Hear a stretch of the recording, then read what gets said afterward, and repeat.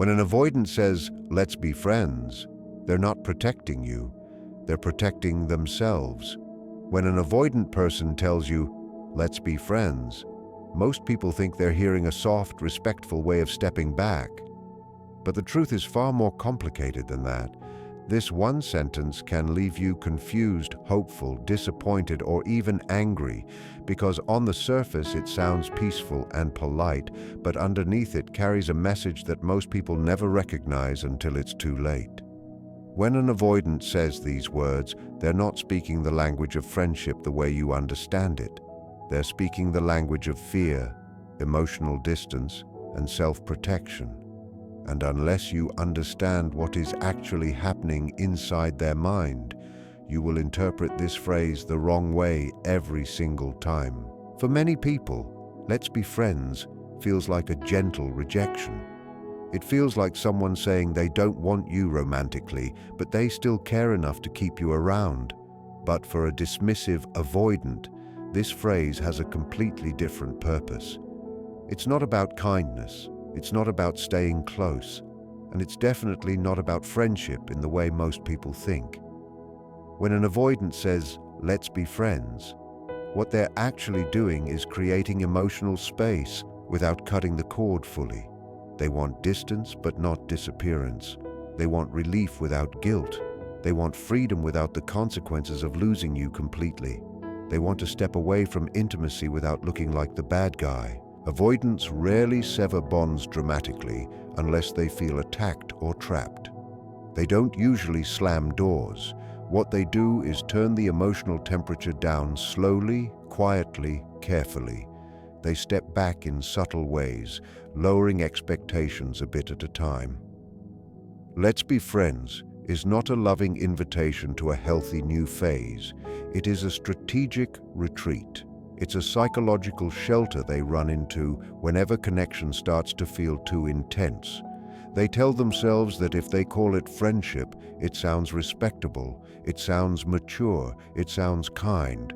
But in reality, it's about preserving their comfort. It's about regulating their fear.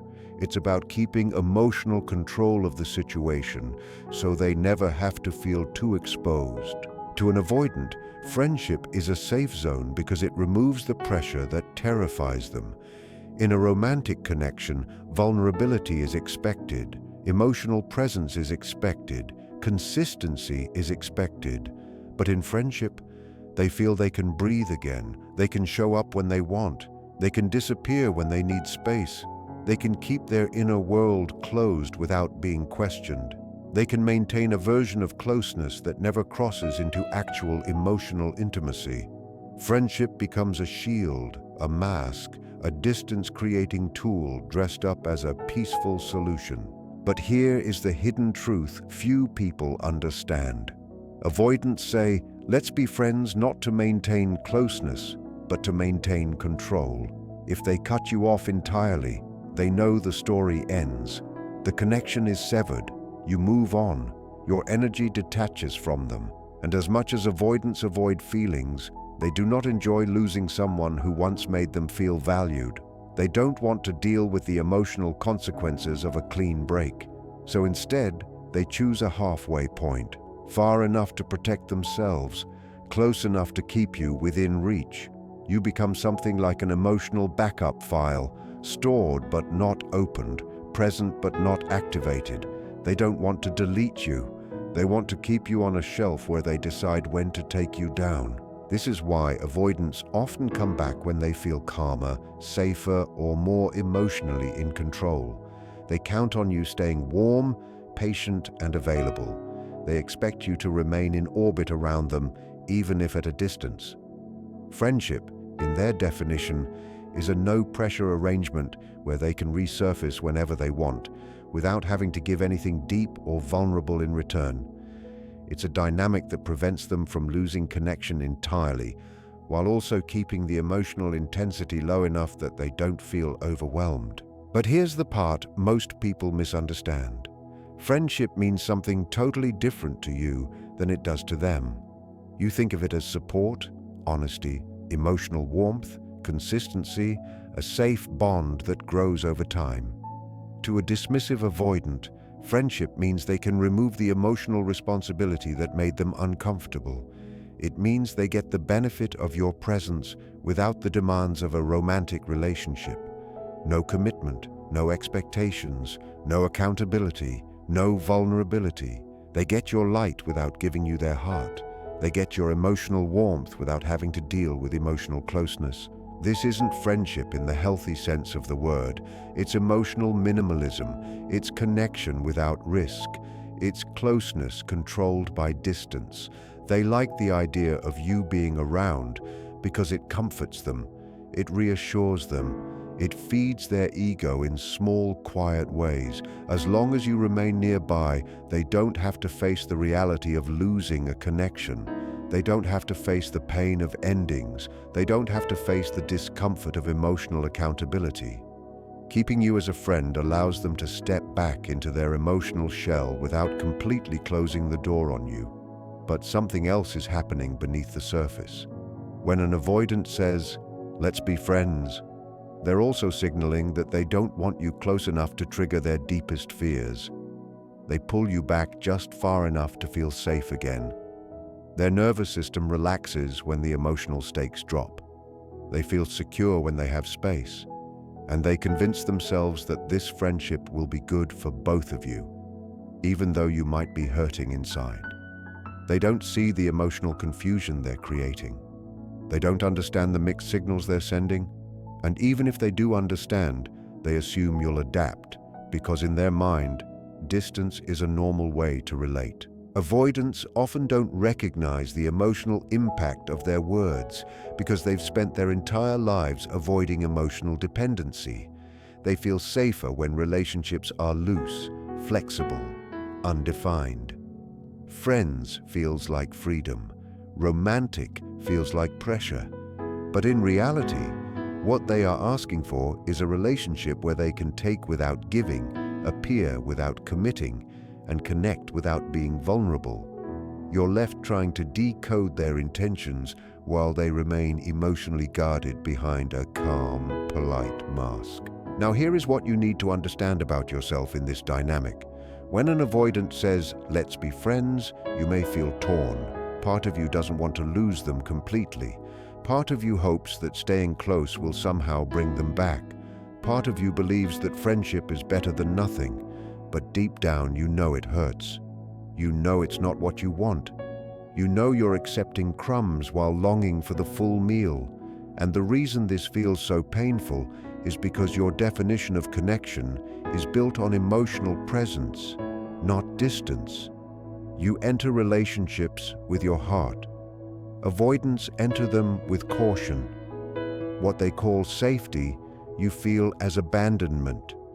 What they call friendship, you experience as emotional leftovers. What they call space, you interpret as disinterest. And the more you try to maintain this friendship, the more you ignore your own emotional needs. You begin adjusting your expectations downward just to keep the connection alive. You start trying to be easy, low maintenance, understanding, even when the situation is draining your energy and lowering your sense of worth. The truth is, when an avoidant downgrades the relationship to friendship, they are not choosing closeness. They are choosing comfort. They are choosing emotional self-protection. They are choosing a version of you that requires less from them. And if you accept this role, you end up participating in your own emotional diminishment. You begin to shrink your desires to fit within the tiny space they are offering you. But something powerful happens when you finally understand their real intention. When you see "let's be friends" for what it truly is, a method of maintaining control, reducing responsibility, and keeping emotional safety on their terms, you stop falling for the illusion. You stop waiting. You stop hoping they will change inside a structure designed to keep them distant. You start choosing yourself instead of choosing their comfort. The moment you realize that their version of friendship does not meet your emotional needs, you free yourself from the trap. You begin stepping into clarity instead of confusion. You understand that real friendship requires mutual care, mutual effort, mutual presence. Not one person holding on while the other person hides behind emotional walls. You understand that healthy connection is built on honesty, not avoidance dressed up as kindness. And once you reach that clarity, you stop accepting the role they want you to play. You stop being the emotional bookmark in someone else's story. You stop letting someone return only when it feels safe for them. You stop shrinking yourself into a form that fits their fear. Instead, you start reclaiming your power, your boundaries, your self-respect. You begin choosing relationships where closeness is not a threat, where love is not something to run from, and where connection is built on openness rather than avoidance. Because the real truth is this: you deserve someone who wants to be close to you, not someone who needs distance to tolerate you. You deserve someone who meets you with presence, not someone who offers you a friendship that benefits them more than it helps you. You deserve someone who doesn't need to downshift the connection just to feel safe. And once you understand what "let's be friends" truly means coming from an avoidant, you will never again mistake it for something gentle. You will see it as the emotional escape hatch it really is. And with that clarity, you finally stop chasing someone who is not ready to meet you where you are. It's friendship presented as an emotional downgrade. They are not trying to create a new, healthy connection with you. They are trying to build a version of the bond where they don't have to show up deeply, regularly, or honestly. And here is what most people never realize. When an avoidant person says, "let's be friends," they are not thinking about your heart, your feelings, or your needs. They are trying to escape their own discomfort. Avoidants absolutely hate the idea of being the bad one in the story. They don't want to feel like they were the person who hurt you, even though their emotional withdrawal already created that pain.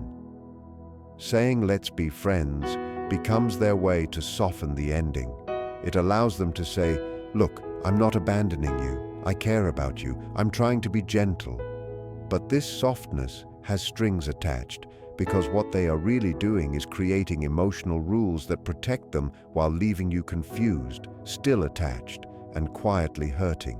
Avoidants wrestle with guilt far more than people understand. They don't show that guilt directly.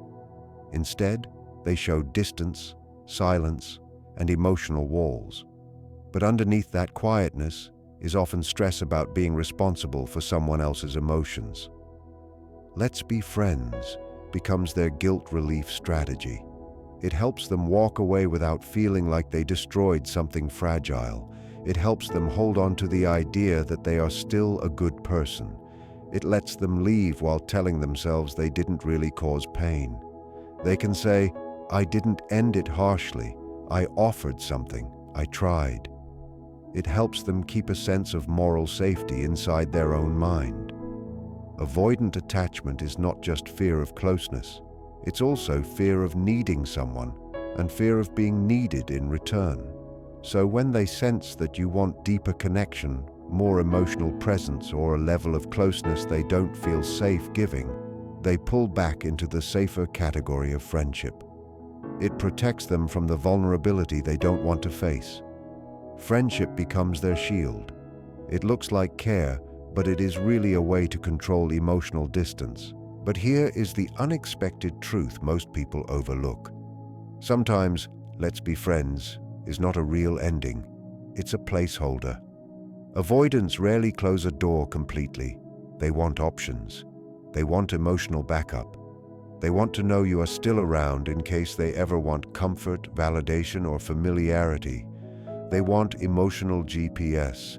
They like knowing you are somewhere in their emotional orbit, even if they are not giving you commitment. Friendship lets them check in without offering depth. It becomes the perfect middle point. Not fully with you, but not fully gone either. They will still watch your stories. They will still react to your posts. They may send casual check-ins. They may randomly like something from weeks ago. They may message you once in a while to see how you are doing, not because they are planning commitment, but because they want to manage their emotional distance without losing access to your warmth. They don't want to be in a relationship, but they don't want to fully lose you either. You become someone they keep on the emotional shelf. In avoidant psychology, this is known as proximity management. Staying friends is simply a way for them to regulate their comfort level. They want closeness on their terms, distance on their terms, and connection only in the amounts they can handle without feeling overwhelmed. Friendship gives them that control. It's the arrangement where they feel safest because it doesn't require emotional depth, vulnerability, or consistency. But now, let's be brutally honest about what "let's be friends" truly means underneath the surface. What they are really saying is, I don't want the responsibility of a real relationship, but I also don't want to experience the sadness of losing you completely. They want to reduce the expectations but keep the benefits. They want emotional access without emotional obligation. They want a version of you that doesn't demand closeness, doesn't ask hard questions, doesn't need reassurance, and doesn't require them to grow. They want the soft version of connection without the weight of commitment. And here's the painful part. While you hear friendship, your heart hears maybe someday. But avoidants are not offering hope. They are offering distance wrapped as care. It keeps you emotionally tied while they stay emotionally free. And the longer you stay in this downgraded relationship, the more you start to lose your clarity, your self-worth, and your emotional direction. You begin to wonder if staying friends is the mature choice, the compassionate choice, or the hopeful one. But in reality, it often becomes a way to avoid heartbreak while still living in the shadow of longing. You begin bending your own needs to stay close to someone who refuses to meet you halfway. Avoidants feel safer offering friendship because friendship doesn't demand that they grow emotionally. In friendship, they don't have to explain their shutdowns. They don't have to manage intimacy. They don't have to show up during hard moments. They don't have to commit to future plans. They can drift in and out without consequence. Friendship becomes the structure where they can maintain distance while still keeping you as an emotional resource. This is why avoidants often return with casual messages after weeks of silence. Hey, how are you? Saw something that reminded me of you. Hope you're good. These little check-ins are not accidents. They are comfort signals. They are controlling the emotional temperature. They are making sure the connection is not fully dead, even though they don't want anything deeper. Avoidants want the security of knowing you still care. They want the emotional comfort of your presence. They want the reassurance that you still think of them kindly, but they do not want the responsibility that comes with a romantic bond. They want the illusion of connection without the reality of closeness. This is why an avoidant can act warm one week and disappear the next. Their emotional patterns are inconsistent because their fears and desires constantly fight each other. Part of them enjoys the bond with you. Another part is terrified of what that bond requires. Friendship becomes the zone where they can feel connected without feeling trapped. It becomes the emotional compromise they offer when they cannot offer real intimacy. But let's uncover the deeper truth. When an avoidant says, "Let's be friends," they are not giving you a gift. They are giving themselves a safe exit. It's a way to protect their comfort while keeping your heart available. It creates emotional confusion for you because you are still attached, still hopeful, still interpreting mixed signals, still waiting for clarity. Meanwhile, they get to leave the relationship without facing the emotional consequences of their distance. And here is something else most people hide from themselves. The avoidance offer of friendship keeps you from fully healing. It slows down your emotional recovery. It keeps you thinking about them, wondering about them, hoping they might change. It keeps you connected to a person who is not willing to give you what you truly want. And every time they pop back into your life, it reopens the wound you are trying to close. Avoidants do not do this because they are cruel. They do it because they are scared. They are scared of intimacy, scared of responsibility, scared of emotional weight, and scared of being the person who causes pain. They choose the path that makes them feel the least guilt, even if it makes you feel the most confusion. But the real message behind Let's Be Friends is simple. I don't want to show up deeply for you, but I also don't want to completely lose the comfort of having you around. It is emotional half-presence. It is connection without commitment. It is closeness without vulnerability. It is affection without responsibility. And the moment you understand this, everything starts to shift. You stop taking their offer as kindness. You stop seeing it as hope. You stop viewing it as maturity. You start seeing it for what it is, emotional self-protection disguised as gentle care. You deserve someone who chooses you fully, not someone who keeps you halfway alive in their world. You deserve someone who shows up, not someone who downgrades your connection to manage their guilt. You deserve someone who knows what they want, not someone who keeps you in the middle so they don't feel alone. The truth is simple. Let's Be Friends is an emotional downgrade that protects them but hurts you. And the moment you recognize that, you finally begin reclaiming your power, your clarity, and your emotional freedom. I'm not ready for intimacy, but I'm also not ready for emptiness. I don't want to give more, yet I also don't want you to disappear completely.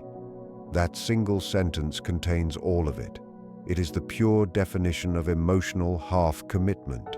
It is the place where someone wants closeness without the work that closeness requires. It's the space where they want connection without responsibility, comfort without vulnerability, attachment without effort. Now let's talk about you, because this is where most people get trapped and stay stuck for months or even years. When you hear, "Let's be friends," a part of you automatically thinks, maybe this is a small step toward getting back together. Maybe they're testing the waters. Maybe this is progress. But with avoidance, that is almost never what it means. The truth is much simpler and far more painful. The more you accept friendship, the less urgency they feel. The more you fill the gap they create, the less they have to face their own avoidance. When you offer emotional presence after they step back, you give them exactly what they want. Comfort without accountability, closeness without effort. They don't have to feel the fear of losing you. They don't have to confront the fact that their emotional distance has consequences. They don't have to grow, reflect, or question their own patterns. And most importantly, they don't have to feel the discomfort that comes from realizing they hurt someone who cared for them. When you accept friendship too quickly, you teach them one message, that you will stay available even when they pull away. You show them that they can maintain access to you at a lower emotional level. You teach them that stepping back is safe because you won't disappear. In their mind, this confirms a deep belief they carry. Intimacy is risky, but distance is safe. It strengthens their worldview that people won't leave if you push them away. They will just adjust. And that is the last thing you want them to learn, because once they see that you adjust, they stop seeing the value of your presence. They begin to feel that they can keep you orbiting around them without offering anything real. This raises the question, what should you do when an avoidant says, "Let's be friends"? The very first thing is simple. Don't panic. Don't cling. Don't try to negotiate the terms. Don't rush to prove that you're calm, mature, or understanding. Instead, take a breath and understand the psychological message behind those words. They are not offering friendship as a path to healing. They are not trying to rebuild anything. They are trying to regulate their fear. They are trying to reduce the emotional intensity they feel inside. Their request has nothing to do with you and everything to do with their own overwhelmed nervous system. The most powerful response you can give is a gentle but firm decline, not with anger, not with a dramatic speech, not with accusations or emotional fireworks, but with simple, honest clarity. You can say something like, "I appreciate the offer, but I need space and clarity right now. I can't do a downgraded connection." That one sentence carries more strength than 1,000 emotional explanations. That one boundary is something most avoidants do not expect. They are used to people adjusting to them. They are used to people accepting, lowering emotional standards. They rarely meet someone who says, "No, I need more than that." This boundary interrupts their emotional control. It forces them to feel the weight of losing you, something they have spent years avoiding. It cuts through their defense. And that emotional contrast, your presence followed by your absence, is what triggers their internal reflection. Avoidants don't grow when you accommodate their distance. They grow when they experience the discomfort of your absence. They grow when the fog lifts and they realize your presence is not guaranteed. Friendship prevents that growth. It softens the emotional lesson. It allows them to escape the consequences of their behavior. When you choose space instead of friendship, you are not punishing them. You are creating the exact conditions that lead to real change. You give them the mirror they spend their whole life running from. They are forced to feel their own fear instead of transferring it to you. They are forced to sit with their guilt, their confusion, their emotional limitations. They begin to notice the silence. They start to feel the gap. And ironically, that is what creates the possibility of reconnection later, not friendship. Here's what most people don't know. Avoidants don't actually want to hurt you. They simply don't know how to handle emotional closeness. Their nervous system is built around self-protection. Their childhood often trained them to suppress needs, to shut down feelings, to stay distant, to stay safe. "Let's be friends" is not affection, it's a shield.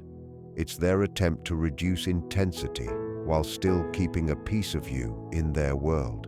They want the emotional benefit of having you around without the vulnerability that comes with being close. But once you decode the psychology behind their words, you see the truth.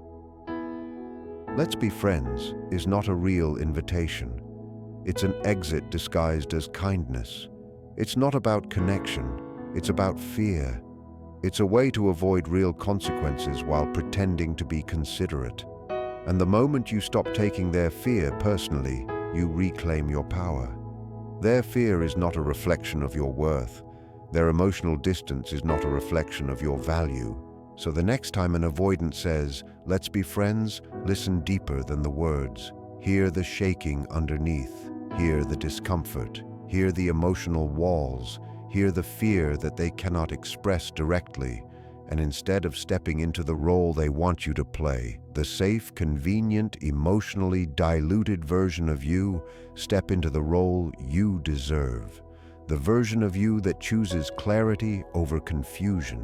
The version of you that chooses self-respect over crumbs. The version of you that chooses emotional depth over half-hearted connections.